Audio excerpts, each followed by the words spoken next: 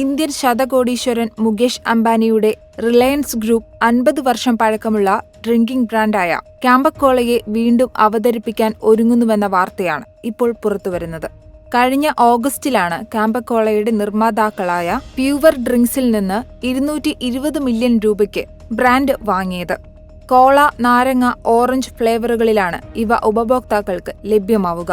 1970കളിലും 80കളിലും ഏറെ ജനപ്രീതി ഉണ്ടായിരുന്ന ഡ്രിങ്കിംഗ് ബ്രാൻഡായിരുന്നു കാമ്പ കോള. എന്നാൽ വിദേശ കോള ബ്രാൻഡുകൾ വിപണിയിൽ പ്രവേശിച്ചതിനുശേഷം ഈ ശീതളപാനീയം വിപണിയിൽ നിന്ന് പുറത്താവുകയായിരുന്നു.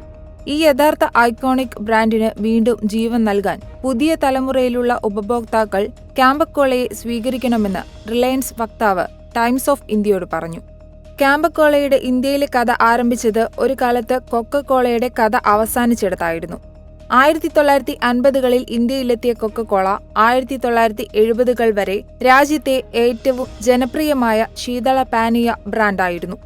1977ലെ ഗവൺമെന്റ് നയങ്ങളിൽ വന്ന മാറ്റം കൊക്കക്കോളയെ അതിന്റെ ഇന്ത്യൻ സ്ഥാപനങ്ങളിലെ ഇക്വിറ്റി ഓഹരികൾ നേർപ്പിക്കാൻ ആവശ്യപ്പെടുകയും അവരുടെ രഹസ്യ ഫോർമുല വെളിപ്പെടുത്താൻ നിർബന്ധിതരാക്കുകയും ചെയ്തു. ഇത് ചെയ്യാൻ ആഗ്രഹിക്കാതെ കൊക്കക്കോള ഇന്ത്യയിൽ നിന്ന് പിൻവാങ്ങി. ബ്രാൻഡിന്റെ അഭാവം സൃഷ്ടിച്ച ശൂന്യത നികത്താൻ സർക്കാർ ഉടമസ്ഥതയിലുള്ള 77 എന്ന കമ്പനി ആരംഭിച്ചു. പക്ഷേ ആ പാനീയത്തിന് കൂടുതൽ ആവശ്യക്കാരെ കിട്ടിയില്ല. ഇന്ത്യയിലെ കൊക്കക്കോളയുടെ പ്രധാന ബോട്ടിൽ കമ്പനിയായ പ്യൂവർ ഡ്രിങ്ക്സ് ഈ സന്ദർഭം സ്വന്തമായി ഒരു സോഡ പുറത്തിറക്കാനുള്ള അവസരമാക്കി മുതലെടുത്തു.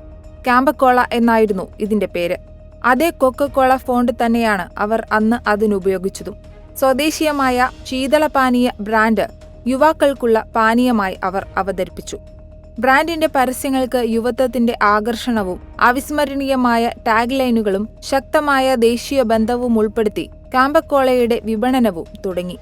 അതിന്റെ punch line the great Indian test എന്നായിരുന്നു.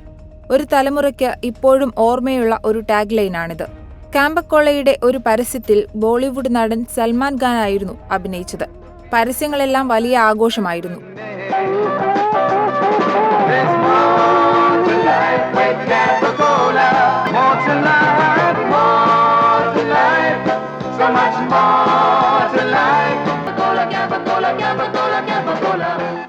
ടൈംസ് ഓഫ് ജോയ് എന്ന തലക്കെട്ടിൽ കോളയുടെ വിപണനം വ്യാപിച്ചുകൊണ്ടിരുന്നു. പെട്ടെന്നു തന്നെ കുട്ടികൾക്കും കൗമാരക്കാർക്കുമിടയിൽ ഒരു ഹിറ്റായി മാറിയ ഈ പാനീയം ജന്മദിന പാർട്ടികളിലും ഫാമിലി ഔട്ടിങ്ങുകളിലും പ്രധാനമായിരുന്നു.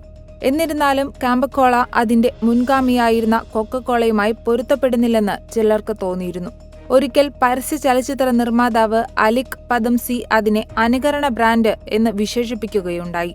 എന്നാൽ യുവാക്കൾക്കിടയിൽ അതിന്റെ ജനപ്രീതി ഉണ്ടായിരുന്നിട്ടും 1990കളുടെ അവസാനത്തിൽ അന്നത്തെ ധനമന്ത്രിയായിരുന്ന മൻമോഹൻ സിംഗ് ഇന്ത്യയുടെ സമ്പദ് വ്യവസ്ഥയെ ഉദാരവൽക്കരിക്കുന്നതിനുള്ള പരിഷ്കാരങ്ങൾ കൊണ്ടുവന്നതിനുശേഷം പുതിയ ബ്രാൻഡുകൾ രാജ്യത്തേക്ക് വരുവാൻ തുടങ്ങി. ഈ മാറ്റങ്ങൾ വിദേശ ബ്രാൻഡുകൾക്ക് രാജ്യത്ത് ബിസിനസ് ചെയ്യുന്നത് എളുപ്പമാക്കി. കൊക്കക്കോള വീണ്ടും വിപണിയിൽ പ്രവേശിച്ചു. ആക്രമണാത്മക വിപണന ക്യാമ്പയിനിലൂടെയും വിശാലമായ വിതരണ ശൃംഖലയിലൂടെയും പെപ്സിയും കൊക്കക്കോളയും കാമ്പ കോളയെ മറികടന്നു. അങ്ങനെ 2000-ൽ തലസ്ഥാനമായ ഡൽഹിയിലെ കാമ്പ കോളയുടെ ബോട്ടിലിംഗ് പ്ലാന്റുകൾ അടച്ചുപൂട്ടി. താമസിയാതെ കടകളിൽ നിന്നും സ്റ്റാളുകളിൽ നിന്നും പാനീയം അപ്രത്യക്ഷവുമായി.